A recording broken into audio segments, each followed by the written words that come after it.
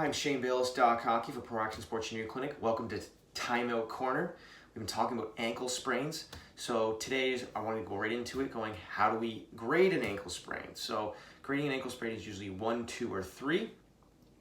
The first one is usually a little tweak. You might have stretched the ligament a little bit. It's okay, you're able to weight bear on it with some pain, but you're doing all right. And then we have a grade 2. Grade 2 is basically you definitely stretch the ligament. There's a little bit more swelling in the area. Still no discoloration, and basically weight bearing is usually there's a limp for sure doing that. Now looking at grade 3, you've torn ligaments now, you've stretched them, you're definitely discoloration, there's bruising in the area, and obviously that one's going to take a lot longer to heal. Right, with a grade 1, you can probably ice that down, so usually using the RICE therapy, so rest, ice, compression, elevation. You're doing that for 2 to 3 days, and you want to immobilize that as well, just so that you're getting the healing right off the bat. You don't want to aggravate something by doing too much weight bearing or a certain exercise. Grade 2, we're looking at 5 to 7 days of the RICE therapy and doing an immobilization with a brace or whatever contraption you want to use, tape, those types of things. On a 3, you're looking at probably 1 to 2 weeks of that immobilization, icing a lot, resting, and doing the RICE therapy as well.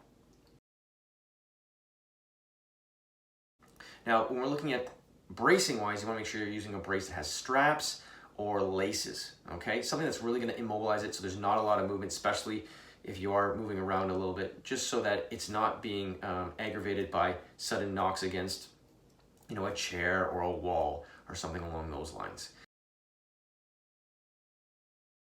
Now, at the beginning, if you have just those tweaks, you can do some isometric contractions.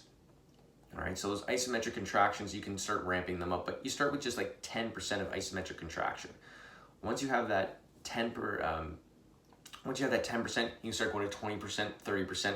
Now, isometric is basically where you're not moving the joint, but you're putting a contraction in there. So if I'm looking at my own foot here, right, I can push against the side, I can push against the other side, I can push downwards, and I can push upwards. Now with the brace, you can do this because the brace will immobilize the foot and it will stop it from moving in all those directions. So it's a really safe thing. Now remember, we don't want to be causing pain with it. So if you're having pain when you're doing it, you go lesser, right? Less tension, less pressure into it, less movement.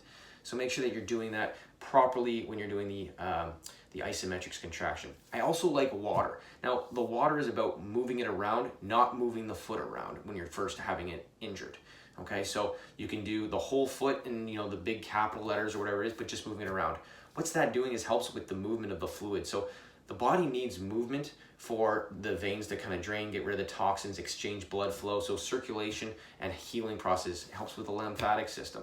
It also has a pressure in the water that actually moves this around and acts like a compression.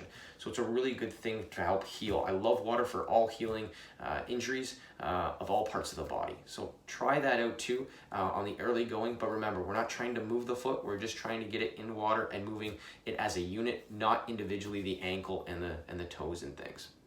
After we've done the isometrics, now we can start going, okay, I've rested enough now that I can start adding movement in through the ankle because it's able to do that after I've done the protocol with the immobilization and the rest in the right.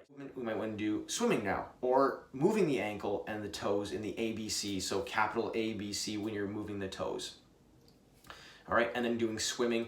Obviously, if you're doing a lot of kicking and it's aggravating the ankle, I would try to do something else, right? Maybe doing a breaststroke or doing the backstroke where the foot isn't doing as much movement. Once again, if it's causing a lot of pain, and that can be 10 to 15 minutes after you've done the exercise, the increased amount of pain from your normal, you've done too much. So you want to scale that back. So just do small trials with it and not do too much, okay? After that, we're going to do some Pales rails, which is progressive angular isometric loading, which can be in a kind of a stride position. I'll go over this later, which might be easier, but you can see down here as I have my foot, I'm pushing down into the floor. So maybe this might be a better angle for you when we're doing that.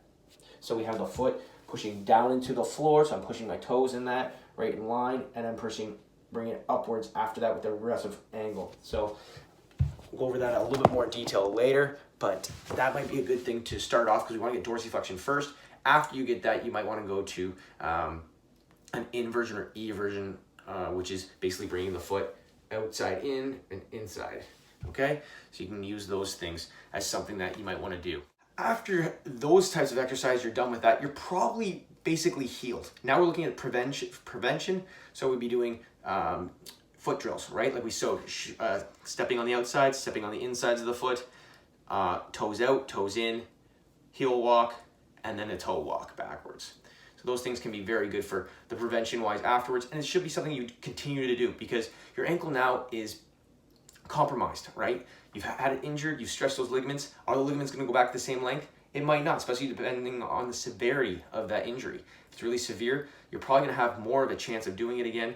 And then you might have to consider too, when I'm playing sports, am I going to wear a brace or not? Okay, so you want to have that stability in the area. Really work on those foot drills and other drills that help with stability, balancing on the ball and doing those type of things for proprioception, so that you are better balanced and you know how to react when the foot goes into different positions that you might not be prepared for. All right, so hopefully that helps you out of how you're going to rehab an ankle, all right, going forward. So that'd be great. Okay, so remember, improve yourself with home health. Have a great night. Take care.